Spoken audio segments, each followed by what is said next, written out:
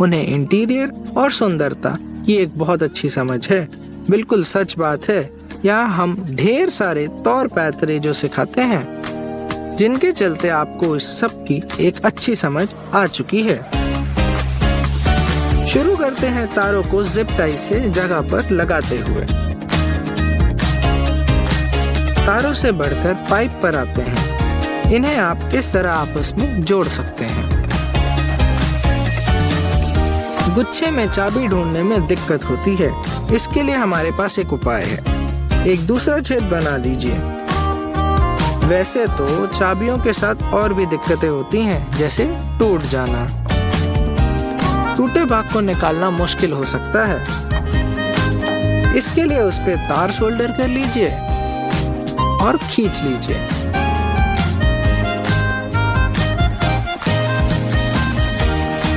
Wallpaper से baseboard को जोड़ने के लिए इस तरीके का इस्तेमाल कीजिए। प्लास्टिक पाइप को आसानी से मनचाहे आकार में बदला जा सकता है, गरम करके।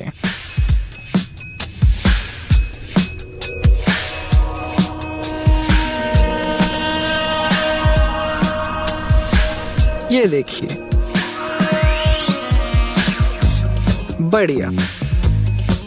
मोटी रस्सी को कैंची से काटना मुश्किल होता है और बहुत मेहनत लगती है। इसके लिए रस्सी को पैरों के बीच में ऐसे दबाइए और इस तरह घिसकर खींच लीजिए। ये कट गई रस्सी।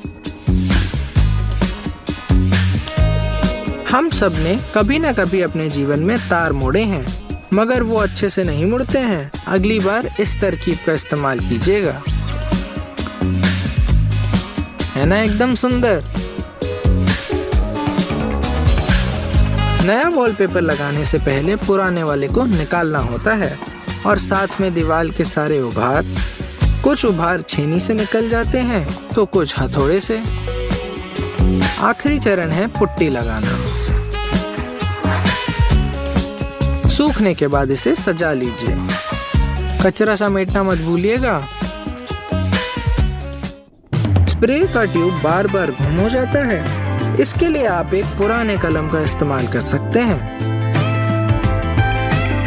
अब ये कहीं नहीं जाने वाला। हमने साइकिल की चेन पे पहले तेल लगाया था। आज हम इसको साफ करना सीखेंगे। और अब बनाएंगे एक वायर स्टैंड। इसके लिए प्लाईवुड के एक पट्टे के 3 टुकड़े कर लीजिए और उन्हें इस तरीके से जोड़ लीजिए। अब उन पर निशान बनाकर कुछ खांचे काट लीजिए। अब इन पर हम बैठाएंगे अपने तार। सोल्डरिंग करना बहुत आसान हो गया। अरे, हम तो तार छीलना ही भूल गए। इस तरह लकड़ी पर खांचा बना लीजिए।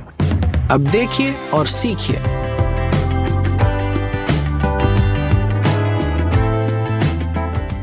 क्रिसमस की सजावट हर साल एक जैसी करने में कहाँ मजा है। इस बार सबको लगना चाहिए कि आप ही असली कलाकार हो। अगर आप जिंदा पेड़ों को काटने के खिलाफ हैं, तो आप एक आर्टिफिशियल वाला भी बना सकते हैं। कुछ लकड़ियां लेकर उन्हें इस तरह लगा लीजिए, एक के ऊपर एक।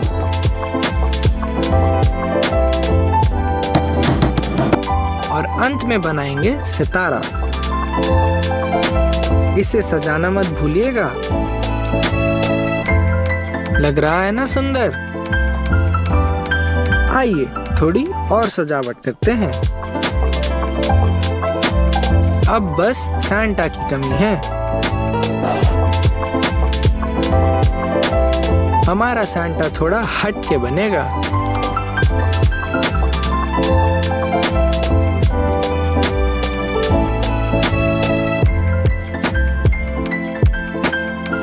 हो। अब बची कुची लाइटिंग। लग रहा है ना क्रिसमस का माहौल। इतनी सारी मेहनत कर ली, अब हमें जरा रिफ्रेशमेंट चाहिए। इस तरह तोड़ने पर गंदगी नहीं होती है।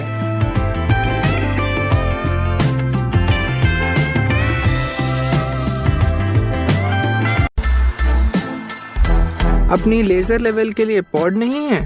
दीवार पर एक चीरा मार के उसमें आरी की चक्री फंसा ले और इस पर अपना लेवल रख दे। हमें अपने पाइप पूरी तरह ढके हुए चाहिए और ये कोने वाले जोड़ भी इस तरह 45 डिग्री कोण में कवर कर काट दीजिए। देखिए ढक गए। ये बहुत दिलचस्प तरीका है तार जोड़ने का। पहले सोल्डरिंग रॉड निकालें और उसकी जगह बोल्ट और ब्रैकेट लगा दीजिए और पेपर क्लिप लगाकर इसे खड़ा कर लीजिए। इस तरह पिघलाकर तार डुबा दीजिए और काम पूरा। तारों को घुमाने की जरूरत है। लकड़ी के छेदों में फंसा लें और प्लायर से पकड़कर इस तरीके से घुमा लीजिए।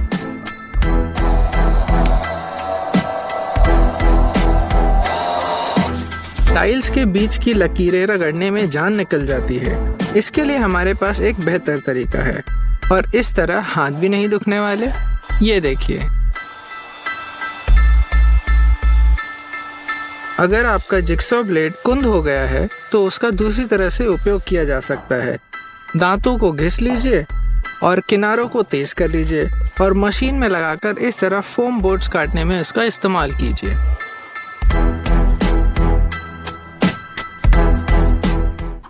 स्टेपलर गन काम आसान करने का अच्छा साधन है, मगर स्टेपलर पेन खत्म हो जाए तो क्या किया जाए? हम ऑफिस स्टेपलर का भी इस्तेमाल कर सकते हैं। जी हाँ, रबर के हथौड़े से इस तरह।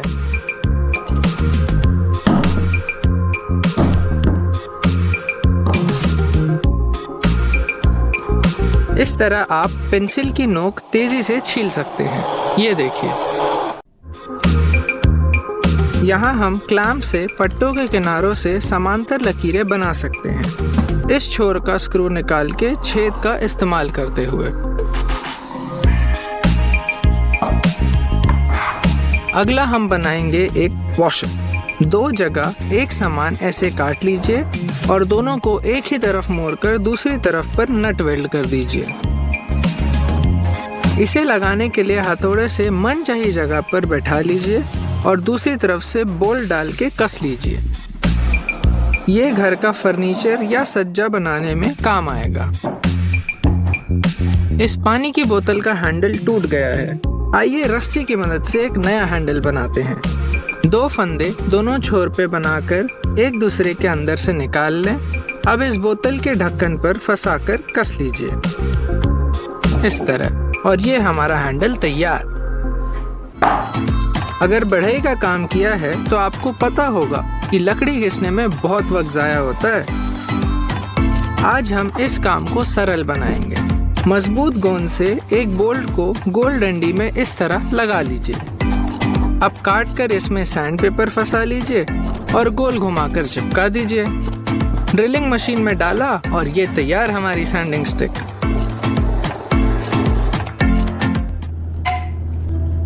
अब हम बनाएंगे कॉफी ग्राइंडर। हमें ब्लेड के 3 एक समान टुकड़ों की, एक लंबे बोल्ट की और 4 नट की जरूरत है। इस तरह चारों नट और तीनों ब्लेड को अच्छी तरह कस लीजिए।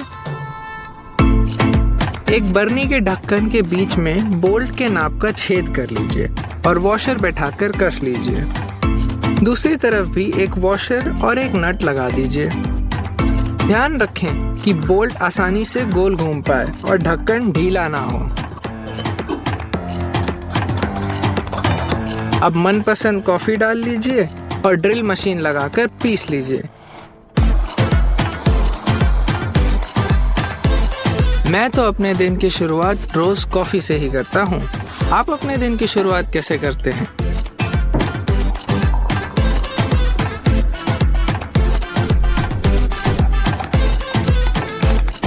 आखिर में हम करेंगे थोड़ा आर्ट एंड क्राफ्ट, यानी सजावट का सामान। इस तरह तार को पाइप में बांध लीजिए और खींचकर ऐसा आकार दे दीजिए और एक छोर को प्लायर से मोड़कर हुक बना लीजिए। अब स्प्रिंग के बीच में एक स्टील के छर्रे को चिपका लीजिए और हुक पर एक रस्सी काटकर बांध दीजिए। अब इसे लटकाने